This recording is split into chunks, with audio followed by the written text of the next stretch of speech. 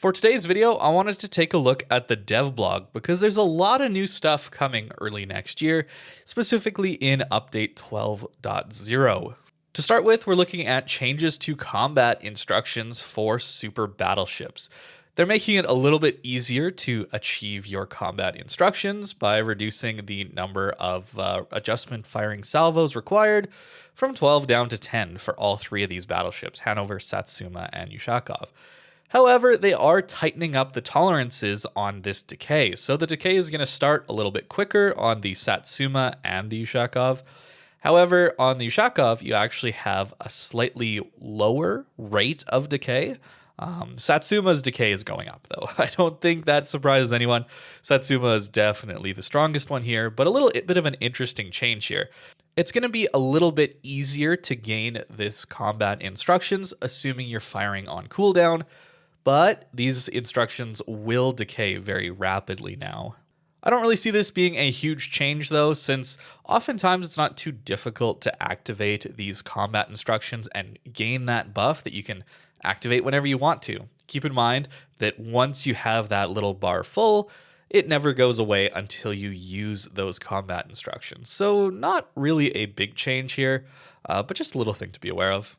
In more interesting news, we are finally getting anti-submarine warfare for Dutch cruisers, which is awesome. This was such a crazy omission that came with the submarines in the game.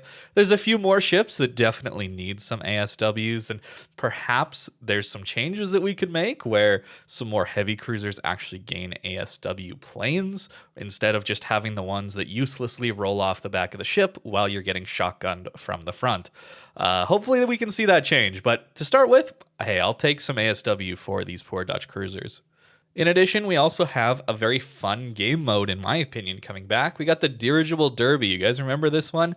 It's going to be called Airship Escort now, but basically you and your teammates need to escort this blimp to a specific zone, and if you have people inside that little circle underneath the blimp, it's going to go a little bit faster.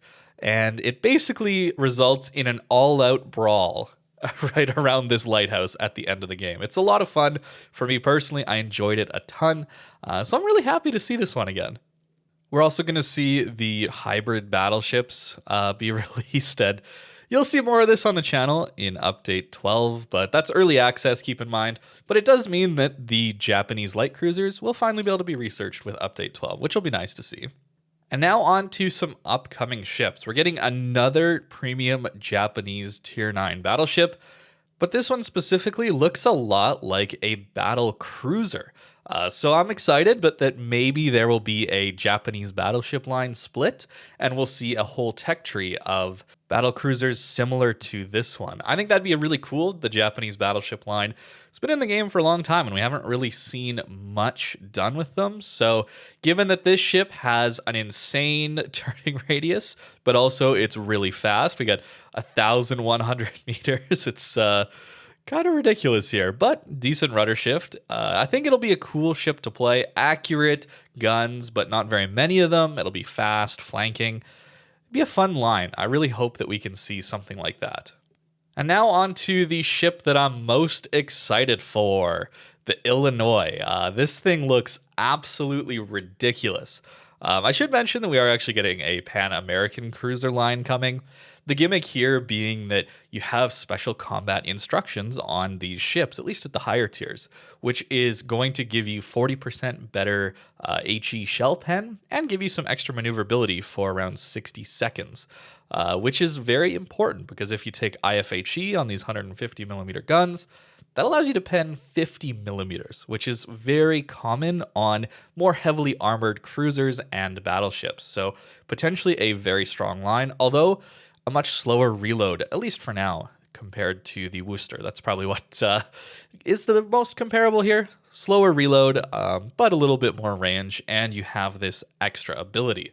Keep in mind, though, to activate it, you need, I think, 5 qualifying salvos that have at least 7 or 8 shells hitting. So you need some pretty accurate salvos to actually activate these special combat instructions. But back to the Illinois. This thing looks ridiculous. It is an Iowa with Des Moines guns. which could be absolutely hilarious. I should also make note that this actually has improved secondary dispersion. So given that, it becomes a hybrid mix between an Iowa hull with Georgia secondaries with basically Buffalo kind of main guns, which are actually pretty good if you have a very tanky hull like the Illinois will. It also has a improved repair party, not like the Massachusetts and Georgia where it comes back very quickly. I think that one's a little better, but it does have the improved heal that the mainline Montana line has that heals you for more HP than the other ones. It still has an 80-second cooldown though. The major downside to the Illinois though is going to be the dispersion. So even though you have cruiser guns, you have battleship dispersion. So 1.8 Sigma on battleship dispersion is pretty rough. But 10-second reload on 12 203s, keep that in mind. You actually have 3 more 203s than the Des Moines has. Can also slot reload mod here. So the DPM is actually going to be pretty decent. And keep in mind, these are Des Moines shells, meaning the AP is ridiculously strong. You'll be able to light fires, and if you're at closer ranges, Georgia-style secondaries combined with Des Moines-esque guns could be ridiculously difficult to deal with. Although we do have pretty poor surface detect, and also our maneuverability is quite poor outside of our top speed, which is pretty decent at 32.5 knots. Keep in mind also only 18.5 kilometers firing range, so you're going to be a little bit limited in that case. But a little more hit points is always nice to have.